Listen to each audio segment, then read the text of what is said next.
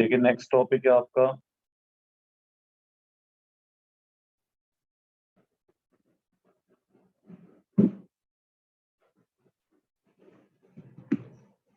Precautions in या precautions of value added method.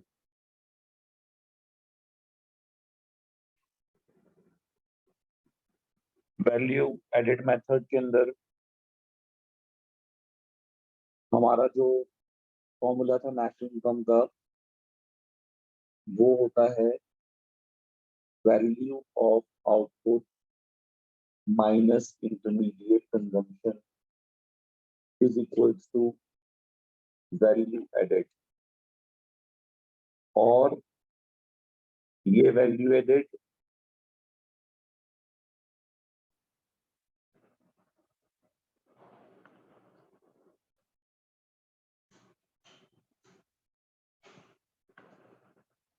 ये जो वैल्यू एडेड है इसी को हम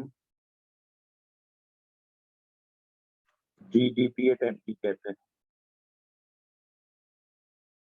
अब जब हमें वैल्यू एडेड निकालनी होती है तो वैल्यू ऑफ आउटपुट में से इंटरमीडिएट कंजम्पशन को माइनस किया जाता है। अब इंटरमीडिएट कंजम्पशन का मतलब होता है purchase of goods and services, और वैल्यू ऑफ आउटपुट के अंदर सेल्स इंक्लूड होती हैं। होता और भी है change in stock, consumption for self consumption, production for self consumption, sale और डेल्टा एस यानी चेंज इन स्टॉक इंक्लूड होता है वैल्यू ऑफ आउटपुट में। तो अब वो कह रहे हैं जब वैल्यू एडेड मेथड यूज किया जाता है तो वैल्यू एडेड मेथड की एप्लीकेशन के दौरान हमें कुछ प्रिकॉशंस यानी कुछ सावधानियां लेकर के चलनी होती हैं। उसमें सबसे पहला पॉइंट है इंटरमीडिएट गुड्स।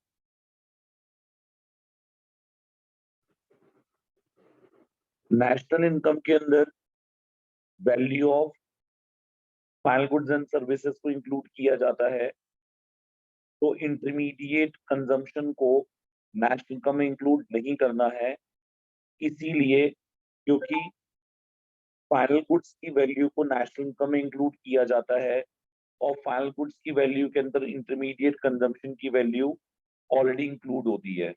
तो इसीलिए वो ये कह रहे हैं कि वैल्यू रेट निकालने के लिए आपको वैल्यू ऑफ आउटपुट जिसको मेजरली सेल्स कहा जाता है, तो sales of goods and services की वैल्यू में से इंटरमीडिएट कंजम्पशन को माइनस किया जाना चाहिए, क्योंकि इंटरमीडिएट कंजम्पशन की वैल्यू पहले से ही सेल्स में इंक्लूडेड होती है।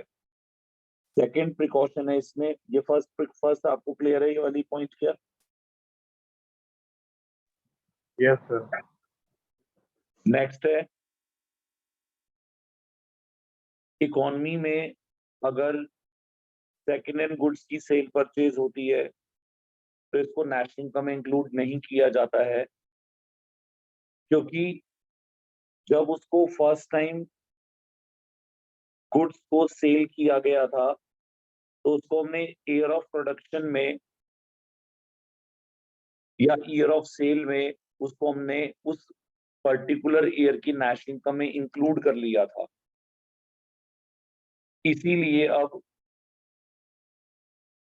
उसको करंट ईयर की नेशनल इनकम में जिस ईयर में सेकेंड हैंड गुड को बेचा गया है उस ईयर में दोबारा उसको नेशनल इनकम में इंक्लूड नहीं किया जाएगा, क्योंकि वो करंट ईयर के flow of goods and services में इंक्लूडेड नहीं है। मींस गुड्स को हम उस ईयर में इंक्लूड करते हैं जिस ईयर में वो प्रोड्यूस हुआ है, और अगर वो गुड कैपिटल गुड है और उसको हम as a second hand good बेचते हैं तो सेकेंड हैंड गुड की वैल्यू को नेशनल में इंक्लूड नहीं किया जाएगा, क्योंकि उसकी वैल्यू को एक बारी ऑलरेडी नेशनल इनकम में इंक्लूड किया जा चुका है। एंड लेकिन जो sale of second hand goods and services होती हैं, अगर उसके ऊपर कोई कमीशन या ब्रोकरेज पे की गई है तो जो ब्रोकर या कमीशन एजेंट बीच में इन्वॉल्व है, क्योंकि वो इस एक्टिविटी से इनकम अर्न कर रहा है, तो ब्रोकरेज और कमीशन के फॉर्म में जो इनकम अर्न करी गई होगी वो एक प्रोडक्टिव सर्विस है, इसलिए उसको नेशनल इनकम में इंक्लूड किया जाना चाहिए। ये बात और याद रखनी है आपको अगर आपके क्वेश्चन में कभी भी इस तरह के क्वेश्चंस आते हैं इंक्लूडेड, नॉट इंक्लूडेड, तो अगर आप सिर्फ इतना लिख देते हैं इट विल बी इंक्लूडेड और it will not be included, तो आपको मार्क्स नहीं मिलेंगे। अगर आपको मार्क्स पूरे चाहिए तो इंक्लूडेड नॉट इंक्लूडेड में उसका रीजन देना जरूरी है। बिना रीजन के इंक्लूडेड नॉट इंक्लूडेड करेंगे तो आपको मार्क्स आधा भी नहीं मिलेगा, उसको काट दिया जाता है आंसर को बिना रीजन के। इसलिए इनको अच्छे से याद रखिएगा कि क्यों इंक्लूड करेंगे और क्यों इंक्लूड नहीं करेंगे। नेक्स्ट है production for self consumption. Production of services है, गुड्स नहीं है, थोड़ा सावधानी से पॉइंट्स को समझिएगा। जो डोमेस्टिक सर्विसेज होती हैं, जैसे हाउसवाइफ अपने घर में सर्विसेज प्रोवाइड करती है, कुकिंग की, हाउस क्लीनिंग की, ऐसे किचन गार्डनिंग हम करते हैं, तो ये हमारी डोमेस्टिक सर्विसेज हैं। इनकी अकाउंटिंग नेशनल इनकम में नहीं की जाती है।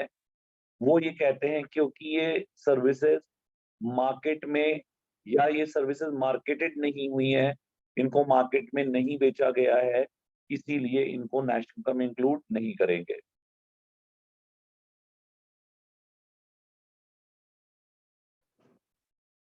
और इन डोमेस्टिक सर्विस की मार्केट वैल्यू की असेसमेंट करना, वैल्यूएशन करना बहुत डिफिकल्ट होता है, इसलिए उसको नेशनल इनकम के लिए काउंट नहीं किया जा सकता है। ये सर्विसेज डोमेस्टिक लेवल पे प्रोड्यूसर कंज्यूम होती हैं, मार्केट प्लेस पे सेल के लिए नहीं आती हैं, ये नॉन मार्केट ट्रांजेक्शंस होती हैं, इसलिए इसको नेशनल इनकम इंक्लूड नहीं किया जाना चाहिए। फोर्थ है production for self consumption will be included. अब जो प्रोड्यूसर होता है, अगर वो अपनी करंट आउटपुट का, प्रोडक्शन का कुछ पार्ट अपने सेल्फ कंजम्पशन के लिए रिटेन कर लेता है, तो उसको नेशनल इनकम इंक्लूड किया जाना चाहिए। अब वो ये कह रहे हैं कि सर ये भी तो घर में डोमेस्टिक यूज में आ गया, तो इसको क्यों इंक्लूड कर रहे हैं? इसलिए इंक्लूड कर रहे हैं क्योंकि वो आउटसाइड मार्केट के लिए, यानी जो प्रोडक्शन एक्टिविटी की गई थी, उस गुड्स को प्रोड्यूस करने के लिए हमने फैक्टर्स ऑफ सर्विसेज, यानी फैक्टर सर्विसेज का यूज करा, यानी इनपुट का यूज करा है। तो जो गुड्स प्रोड्यूस किए गए हैं उनको नेशनल इनकम में इंक्लूड किया जाना चाहिए, क्योंकि इसके लिए प्रोडक्शन एक्टिविटी कैरी आउट की गई थी। अगर वो आप उसको सेल्फ कंज्यूम ना करते तो आप उसको मार्केट करते, पर मार्केट ना करके आप उसको सेल्फ कंज्यूम कर लिया, तो वो आपकी नेशनल इनकम के अंदर इंक्लूडेड होगा। लेकिन यहाँ पर एक ये बात जरूरी होती है कि जो प्रोड्यूस या जो गुड्स हमने सेल्फ कंजम्पशन के लिए रख लिए, उनकी मार्केट वैल्यू, उनकी एक्चुअल वैल्यू नेशनल इनकम में कितनी इंक्लूड की जाए, तो वो रियल वैल्यू इंक्लूड करना पॉसिबल नहीं है। इसलिए हम नेशनल इनकम में imputed value of self consumption या goods retain for self consumption की इम्प्यूटेड वैल्यू, यानी एक अनुमानित वैल्यू, एक एस्टिमेटेड वैल्यू को हम अपनी नेशनल इनकम में इंक्लूड करते हैं।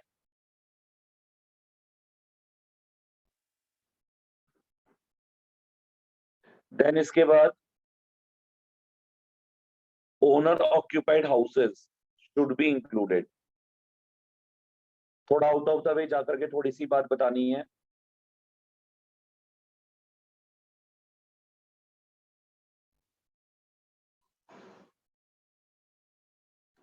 हमारे इकोनॉमिक्स से थोड़ा बाहर जाकर के बात बतानी है।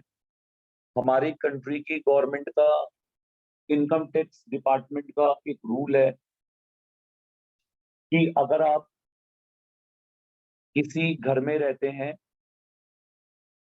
और उस घर के आप सेल्फ ओनर हैं, यानी आपका सेल्फ ओन्ड हाउस है,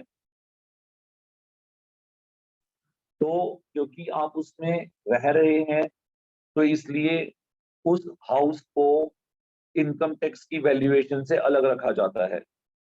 लेकिन अगर मिस्टर ए के पास दो प्रॉपर्टी हैं, एक एक्स हाउस प्रॉपर्टी है, एक वाई हाउस प्रॉपर्टी है, वो एक्स हाउस प्रॉपर्टी में सेल्फ ऑक्यूपाइड हाउस है उसका, और वो उसमें खुद रहता है,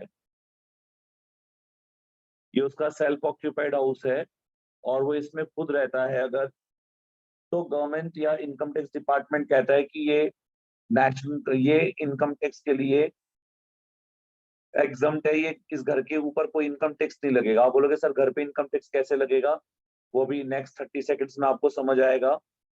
अब मिस्टर ए कहता है कि जो वाई, जो मेरे सेकंड हाउस है, जो मेरी सेकंड हाउस प्रॉपर्टी है, इस हाउस प्रॉपर्टी को तो मैं, अब मेरा भाई इस्तेमाल कर रहा है, बेशक वो मैं उसका मालिक हूं ये कह रहा है, पर उसमें मेरे ही रिलेटिव्स रहते हैं। तो गवर्नमेंट कहती है कि इनकम टैक्स के अनुसार आपका एक घर एग्जम्प्ट हो सकता है टैक्स से, और वाई प्रॉपर्टी से जो इनकम होगी वो इनकम टैक्स में इंक्लूड होगी। अब ए कहता है भाई हम इनकम कहाँ कमा रहे हैं, इसमें तो मेरा भाई रहता है, हम इनकम तो नहीं कमा रहे हैं। तो गवर्नमेंट कहती है कि ऐसे तो कोई ना कोई मकान का मालिक, कोई ना कोई व्यक्ति होगा, और वो हमेशा यही कहेगा कि इसमें मेरा रिश्तेदार रहता है, इसमें मेरा ये पर्सन रहता है, तो इस पे टैक्स क्यों लगाया जाए। तो गवर्नमेंट ने कहा हमने आपको एक मकान आपकी मर्जी का एक्स प्रॉपर्टी एग्जम्प्ट कर दिया, लेकिन बाय में आपका रिश्तेदार है तो हमें उससे कोई मतलब नहीं है। हम इस हाउस प्रॉपर्टी की कुछ फैक्टर्स को यूज करके वैल्यूएशन ऑफ इनकम करेंगे, यानी ये हम मानेंगे कि ये मकान आप खुद रह रहे हैं इसमें, लेकिन बट हम ये मानते हुए इसकी ट्रीटमेंट करेंगे कि ये मकान लेट आउट है, यानी ये मकान किराए पे चढ़ा हुआ है, ये किराए पर चल रहा है। अब वो बोले मैं किराए पे तो दिया नहीं है, लेकिन गवर्नमेंट ऐसा एज्यूम करेगी कि किराए पे लगा हुआ है, और इसकी वैल्यूएशन करते हुए इसको उसकी नेशनल इनकम में, उसकी उसकी इनकम में इंक्लूड करके उस पर टैक्स लगाया जाएगा। इसी ग्राउंड के बेसिस पे रूल इकोनॉमिक्स में भी पाया गया कि अगर एक ओनर ऑक्यूपाइड हाउस है, या एक घर वाला तो रूल नहीं लगेगा, पर लॉजिक इसका यही है, एक ओनर ऑक्यूपाइड हाउस है, तो नेशनल इनकम ये कहती है कि जिस मकान में आप खुद रह रहे हैं, आप उसका कोई किराया पे नहीं करते, लेकिन आप उस घर की सर्विसेज इसलिए यूज कर पा रहे हैं क्योंकि आप उसके मालिक हैं, वो आपके पेरेंट्स से आपको मिला है मकान, ये, ये आपने खुद भी बनाया है।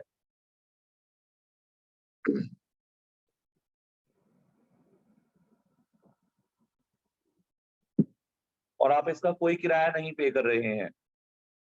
लेकिन नेशनल का कॉन्सेप्ट ये कहता है कि इस मकान को भी लेट आउट माना जाएगा, यानी ये माना जाएगा कि ये मकान किराए पर है, और आपकी प्रॉपर्टी से मिलती जुलती सिमिलर प्रॉपर्टी जो आपके नियर बाय एरिया में होगी, जो उस मकान का रेंट होगा सिमिलर एकोमोडेशन का, यानी आपके घर के साइज का जो मकान आसपास में किराए पर चढ़ा हुआ है, जितना किराया उस मकान के मालिक को मिल रहा है, उतना ही किराया आपके इस मकान का एस्टिमेट करते हुए उसको नेशनल इनकम में इंक्लूड किया जाएगा।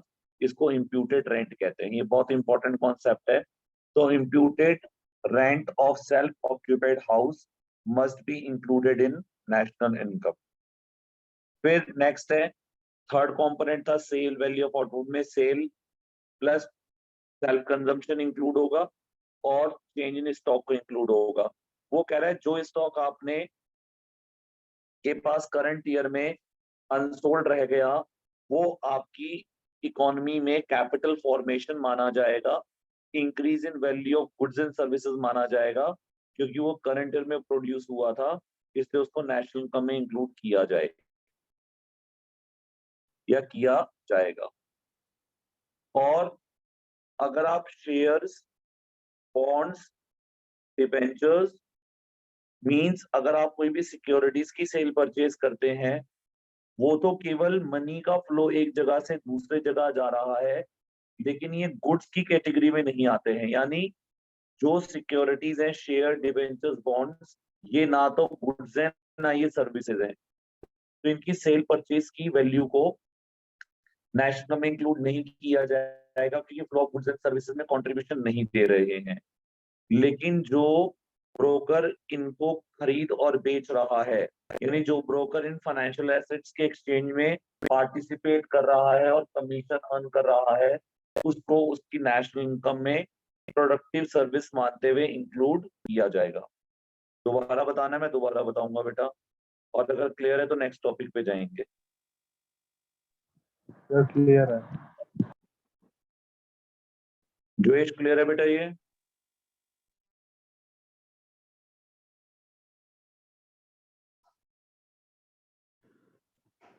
ठीक है, आप आंसर दे दो बेटा, अगर मिल जाए समय आपको तो मैं आगे कंटिन्यू कर रहा हूँ।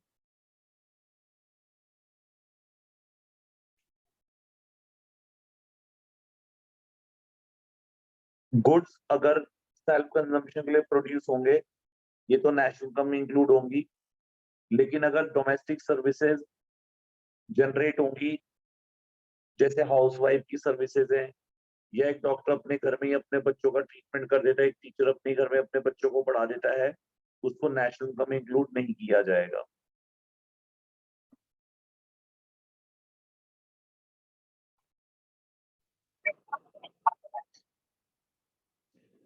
नेक्स्ट टॉपिक है हमारा प्रॉब्लम ऑफ डबल काउंटिंग।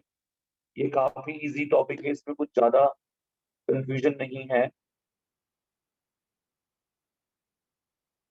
ये प्रॉब्लम ऑफ डबल काउंटिंग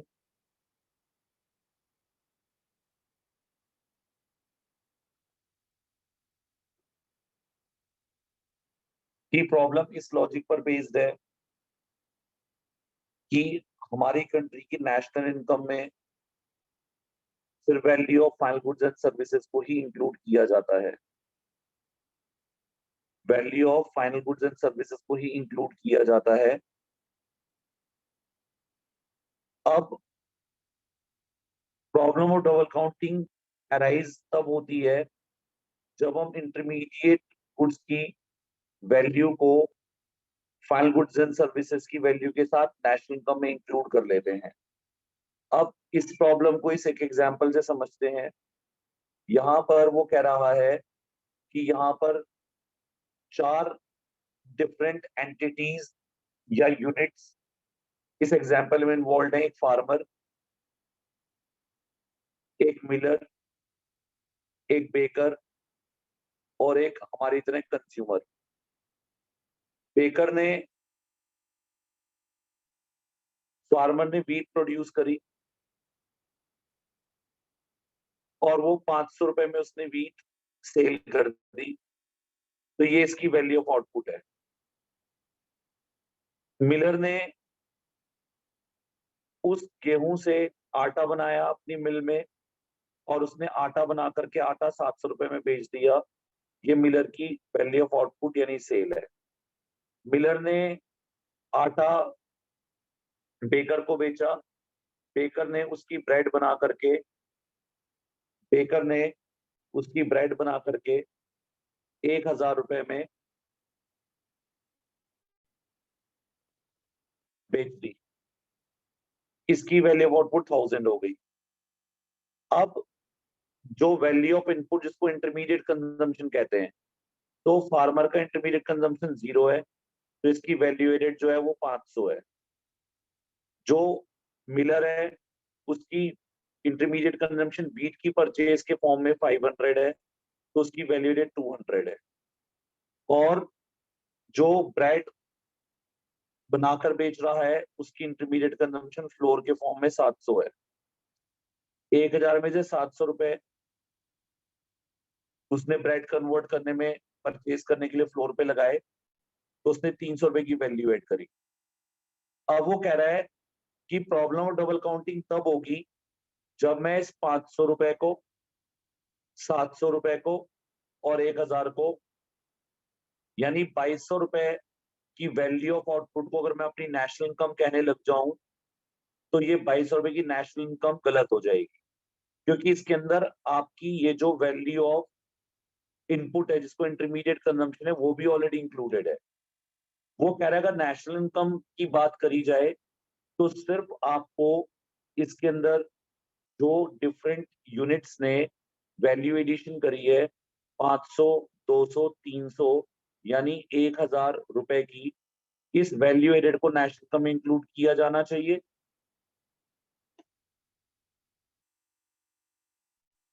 या फिर ये जो फाइनल सेल्स है जो एंड यूजर को सेल की गई है 1000 में, इस 1000 को नेशनल इनकम में इंक्लूड किया जाना चाहिए। तो वो कह रहा है कि प्रॉब्लम डबल काउंटिंग तब होती है जब हम इंटरमीडिएट गुड्स की वैल्यू को भी और फाइनल गुड्स की वैल्यू में इंक्लूड करते हुए उसको नेशनल इनकम में ले जाते हैं, तो वो आपकी प्रॉब्लम ऑफ डबल काउंटिंग है। तो ये 700 500, चलो पहला वाला जो वीट का प्रोड्यूसर है फार्मर, उसकी तो वैल्यू ऑफ आउटपुट चलो नहीं लिया, उसकी 500 तो ले भी ले, कोई दिक्कत नहीं है। लेकिन अगर मिलर की बात करें तो मिलर ने यहाँ पर 700 रुपए में माल बेचा, वैल्यू ऑफ आउटपुट 700 रुपए की है और उसकी इनपुट 500 रुपए की है। तो 500 रुपए की इनपुट तो ऑलरेडी किसमें इंक्लूडेड है? 500 रुपए की इनपुट तो पहले उसकी सेल्स में इंक्लूडेड है। तो इसलिए उस 500 रुपए को हम उसकी आउटपुट में से माइनस करके 200 की वैल्यू को नेशनल इनकम में इंक्लूड करेंगे। तो जब इंटरमीडिएट गुड्स की वैल्यू फाइनल गुड्स की वैल्यू के अलोंग विद जाकर के नेशनल इनकम में ऐड हो जाती है तो प्रॉब्लम डबल काउंटिंग होती है। तो इसका कारण क्या होता है? जब हम एक आउटपुट को when the double counting refers to counting of the output more than once while passing through various stages of production। जैसे आपने 500 की आउटपुट किस में इंक्लूड है? इस 700 में। 700 की इंक्लूड है 1000 में, तो 1000 को लेना चाहिए था, पर आपने 500 को भी ले लिया। सेकेंड स्टेज ऑफ प्रोडक्शन में 700 को भी ले लिया, थर्ड स्टेज ऑफ प्रोडक्शन में 1000 को भी ले लिया और टोटल वैल्यू आपने बता दी 2200। तो ये जो 2200 रुपए आ गई आपकी वैल्यू, ये आपकी प्रॉब्लम और डबल काउंटिंग है। अब इसको हम कैसे रिजॉल्व कर सकते थे? तो प्रॉब्लम और डबल काउंटिंग को से बचने के दो रास्ते हैं। एक है फाइनल आउटपुट मेथड, यानी केवल goods sold to end user को या तो आप ऐड कीजिए नेशनल इनकम में, या फिर आप वैल्यूएटेड बाय ईच फॉर्म को ऐड कर लीजिए। तो इस तरह से हम प्रॉब्लम डबल काउंटिंग से सेव हो सकते हैं। तो मींस या तो final sale to end user को ऐड किया जाए या फिर value added by all the firms को ऐड किया जाए। तो हम फाइनल आउटपुट मेथड से या वैल्यूएटेड मेथड से प्रॉब्लम और डबल काउंटिंग को सॉल्व कर सकते हैं। ये क्वेश्चन 3 नंबर में आता है। आपको कोई डाउट है इसमें प्रॉब्लम डबल काउंटिंग में तो पूछिए प्लीज। सर क्लियर है। जोएश, सर क्वेश्चन में एग्जांपल भी देके दिखाना होगा या सिर्फ 2 पॉइंट लिखने हैं? Example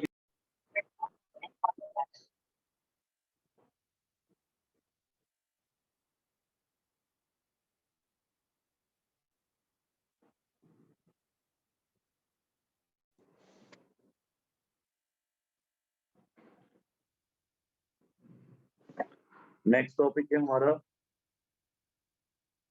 precautions of income method.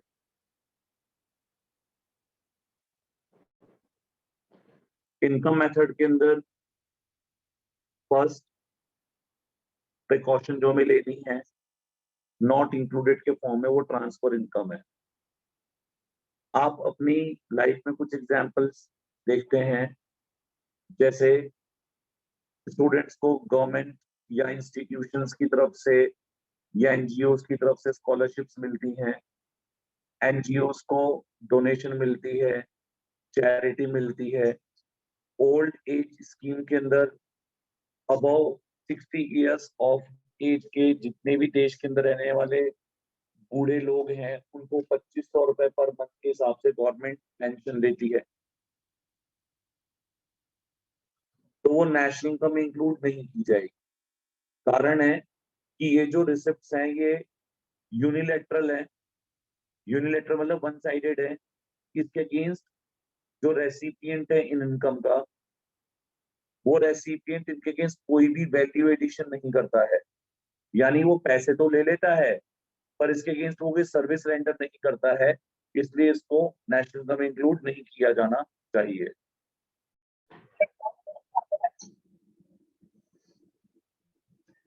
Second है income from sale of second hand goods will not be included. ये प्रिकॉशन आपकी वैलिडेट मेथड के अंदर भी है और वो यहां पर भी है कि कि अगर हम कोई भी इनकम सेकंड हैंड गुड्स से अर्न कर रहे हैं तो उसको इंक्लूड नहीं करेंगे। अगर हमने इंक्लूड कर लिया तो that will result in double counting, तो 2 बार ही काउंट हो जाएगा। लेकिन इनके ऊपर जो ब्रोकरेज या कमीशन जनरेट हो रही है उसको नेशनल इनकम में इंक्लूड किया जाएगा।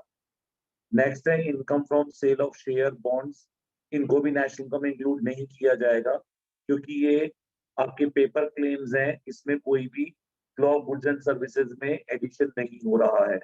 केवल यहाँ पर टाइटल चेंज हो रहा है। शेयर का ओनर पहले मिस्टर ए थे, उसने बेच दिया बी को, बी ने बेच दिया सी को, तो केवल ओनरशिप चेंज हो रही है, लेकिन कोई भी कमोडिटी या सर्विस प्रोड्यूस नहीं हो रही है।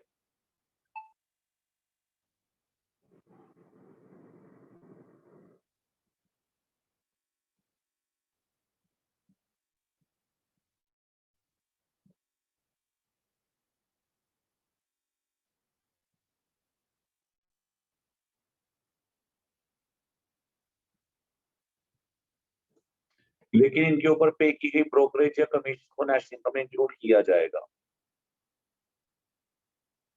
आप अपनी कोई पुरानी कार, पुराना गोल्ड ऑर्नामेंट, कोई आपकी पुरानी आइटम्स, एंटीक आइटम्स, आप अपनी financial asset slash share debenture, जब आप इनको रीसेल करते हो तो ये सेकंड हैंड गुड्स की कैटेगरी में आती है।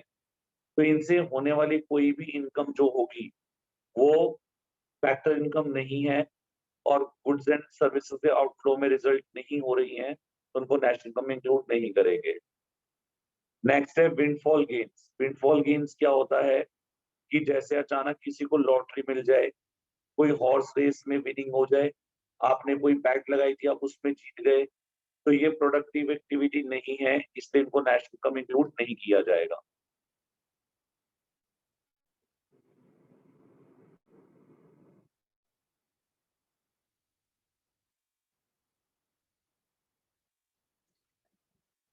ओन्ड ऑक्यूपाइड हाउस की इम्प्यूटेड वैल्यू, बिजनेस के प्रोपराइटर ने जो कैपिटल इन्वेस्ट करी उसका interest on capital imputed value, self consumption की इम्प्यूटेड वैल्यू नेशनल इनकम में इंक्लूड होगी क्योंकि ये प्रोडक्टिव सर्विसेज हैं और ये flow of goods and services में रिजल्ट होती हैं। अगर आप अपनी पास्ट सेविंग में से कोई भी पेमेंट करते हैं, जैसे आप इंटरेस्ट पे कर रहे हैं, कोई टैक्स पे कर रहे हैं, आप कोई गिफ्ट करते हैं किसी को, तो गवर्नमेंट उस पर गिफ्ट टैक्स लेती है। हालांकि इसका गिफ्ट टैक्स जो है एक आउटडेटेड कॉन्सेप्ट है, लेकिन बुक्स में अभी भी है।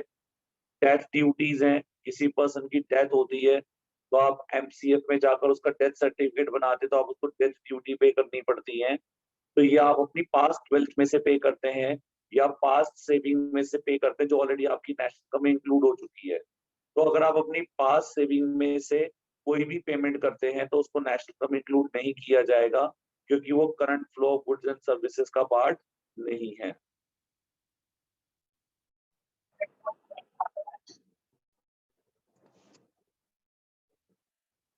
नेक्स्ट टॉपिक है आपका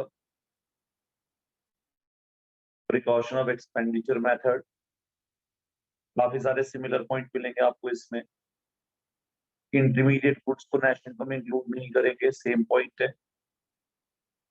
अगर आपकी वहाँ ट्रांसफर इनकम थी, यहाँ पर वो ट्रांसफर पेमेंट है।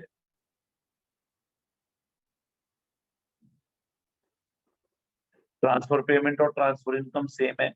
अगर आप कोई स्कॉलरशिप पे करते हैं, अगर आप डोनेशन देते हैं, कोई चैरिटी देते हैं, तो उसको नेशनल इनकम में इंक्लूड नहीं करेंगे क्योंकि सिर्फ वैल्यू एडिशन नहीं हो रहा है। अगर एक्सपेंडिचर सेकेंड हैंड गुड्स की, अगर सेकेंड हैंड गुड्स की सेल को नेशनल इनकम इंक्लूड नहीं करेंगे तो सेलर के पॉइंट ऑफ व्यू से है। तो जो person in second hand goods को खरीद के एक्सपेंडिचर करेगा, तो जब एक्सपेंडिचर मेथड से सेम उस चीज को एनालाइज करेंगे, तो जो पर्सन सेकेंड हैंड गुड्स को खरीद रहा है उसके एक्सपेंडिचर को या एक्सपेंडिचर मेथड से नेशनल इनकम निकालते हुए उस पर्सन के एक्सपेंडिचर को नेशनल इनकम में इंक्लूड नहीं करेंगे। नेक्स्ट है फाइनेंशियल एसेट्स जो होती हैं लाइक शेयर्स, डिबेंचर, बॉन्ड्स, इसको भी नेशनल में इंक्लूड नहीं किया जाएगा। नेक्स्ट है ओन अकाउंट प्रोडक्शन, जैसे कि सेल्फ कंजम्पशन को, ये तो सेम है। ओन ऑक्यूपाइड हाउस को, जनरल गवर्नमेंट से मिलने वाली फ्री सर्विसेज को, नॉन प्रॉफिट ऑर्गेनाइजेशन जो हाउस होल्ड को सर्व करती हैं, इन सबको नेशनल इनकम में इंक्लूड किया जाएगा क्योंकि ये सारी प्रोडक्टिव सर्विसेज हैं। यानी वो कहने को फ्री ऑफ कॉस्ट है, लेकिन वो फ्री ऑफ कॉस्ट नहीं है, उसके against production of goods and services की एक्टिविटी इन्वॉल्व है, इसलिए उनको नेशनल इनकम में इंक्लूड किया जाता है। So these are the precautions under the expenditure method.